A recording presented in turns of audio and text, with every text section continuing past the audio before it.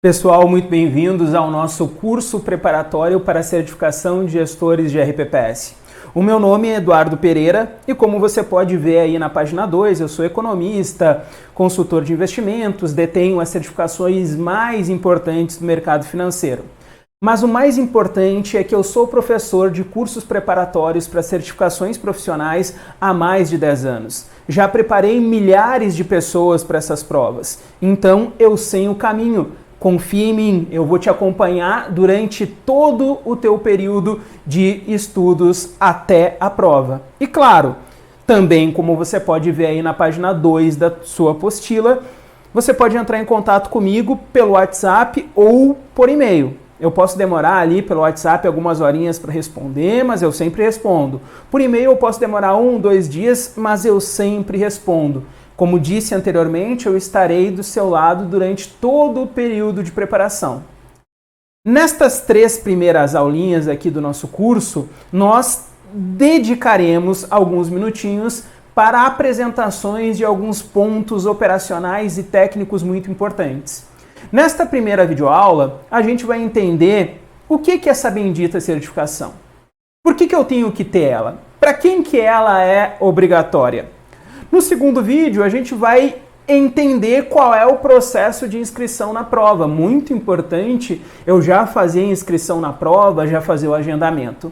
E no terceiro e último vídeo, aí sim, nós vamos ver como efetivamente estudar para a prova, como o nosso material ele é segregado, como é a nossa metodologia e como você pode tirar o melhor proveito possível do nosso material e da nossa metodologia para obter a tão desejada, a tão necessária certificação de gestores de RPPS. Como sempre, a gente vai utilizar alguns slides durante cada aula. E esses slides que a gente vai utilizar durante cada aula e a apostila do curso estarão aqui, ó, abaixo do vídeo. Se você rolar um pouquinho o mouse, você vai ver. Sempre estará disponível a apostila e o material, os slides que nós utilizamos durante a videoaula, certo? Então vamos entender aqui por que nós temos que ter a certificação e para quem que ela é necessária, para quem que ela é obrigatória. Então vamos lá, olha só. A gente pode entender o RPPS utilizando algumas figurinhas. Vamos entender o RPPS aqui utilizando esta figura aqui. Olha só. É a analogia que a gente chama de analogia hidráulica, tá?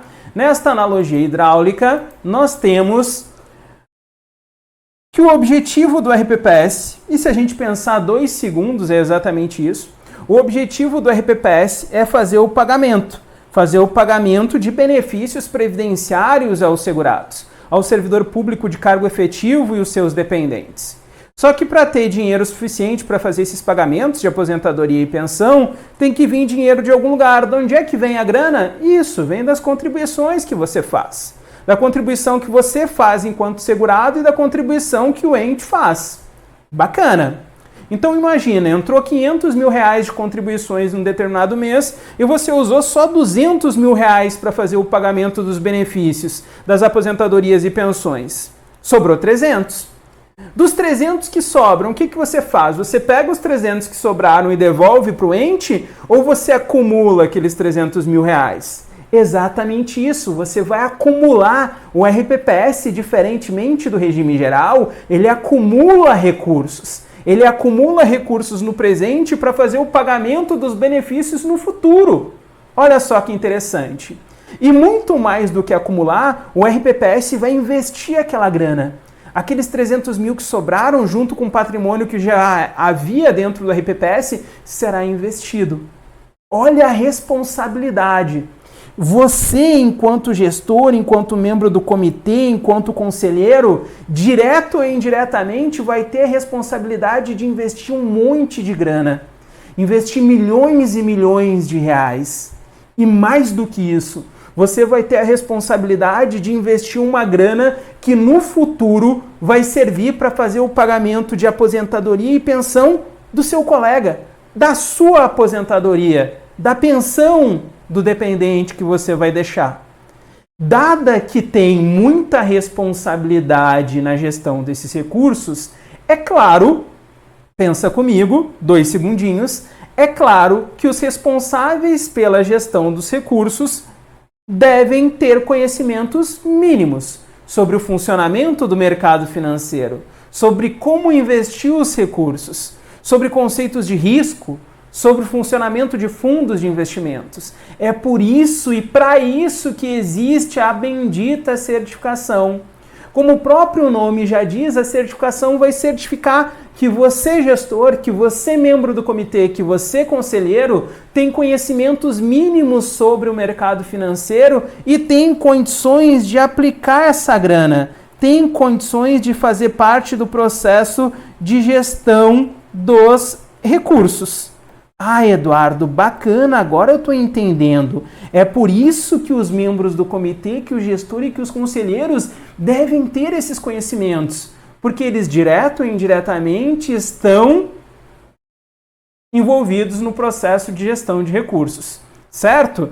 Então aí a gente já matou. Já matou por que os membros, os participantes desse processo de gestão dos recursos devem ter a certificação, porque eles têm muita responsabilidade, eles devem ter conhecimentos mínimos na aplicação desses recursos, e nós já vimos também quem faz parte internamente do RPPS da gestão desses recursos, que é um cara que eu vou chamar de gestor de recursos, é aquele cara que vai fazer mais o operacional da aplicação, o resgate dos recursos, do comitê de investimentos, que junto com o gestor vai decidir em quais ativos financeiros devem ser aplicados recursos, e os membros do conselho. Eduardo, os membros do conselho também devem ter a bendita certificação? Sim, porque os conselheiros, como a gente vai ver mais para frente, principalmente no módulo 8, eles são responsáveis pela aprovação da política de investimentos. A política de investimentos vai ser o documento que vai nortear todo o processo de aplicação de recursos. Por isso que conselheiros também devem ter a bendita certificação. Certinho? Então, olha só. Qual é o embasamento legal? Em quais normativos e em quais artigos está descrito que gestor, membros do comitê e conselheiros devem ter a certificação? Olha só. Primeiro, gestor. A obrigatoriedade do gestor ter a bendita certificação está lá na portaria 519, mais precisamente no artigo 2º da 519. Olha só o que diz o artigo 2º. A União, os Estados, o Distrito Federal e os municípios deverão comprovar junto à Secretaria de Previdência Social que o responsável pela gestão dos recursos, é o gestor, tenha sido aprovado em exame de certificação organizado por entidade autônoma de reconhecida capacidade técnica e difusão no mercado brasileiro de capitais, cujo conteúdo abrangerá, no mínimo, o contido nesta portaria. Veja, ela não diz que o sujeito tem que ter CPA 10, CPA 20, seja RPPS, CEA, CGA. Ela diz apenas que a certificação deve ser feita organizada por entidade autônoma de reconhecida capacidade técnica e difusão no mercado brasileiro de capitais. Por isso que a Secretaria de Previdência aceita várias certificações. Mas aquela certificação que foi desenhada para ti foi a certificação de gestores de RPPS. Ah, bacana, Eduardo. Então eu vi aqui que o gestor tem que ter a bendita certificação. Além do gestor, também devem ter a certificação conselheiros e membros do comitê. A 9717 de 98, que foi alterada lá em 2019, ela estabelece alguns pré-requisitos para você ser dirigente lá do RPPS.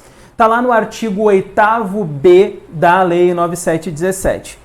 Então tem como pré-requisitos não ter sofrido condenação criminal, possuir certificação e habilitação comprovadas, possuir comprovada experiência e ter formação superior. Isso para dirigente. O que nos importa é o que diz o parágrafo único do artigo 8º-B da 9717. Ele diz o seguinte: os requisitos a que se referem os incisos 1 e 2 do caput desse artigo aplicam-se aos membros dos conselhos deliberativo e fiscal e aos membros do comitê de investimento.